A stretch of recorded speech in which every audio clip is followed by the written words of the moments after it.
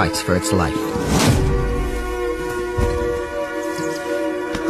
Rupestra risks being trampled, maimed, or killed, but she cannot let go. It's her last chance to feed her family, if she can just hang on.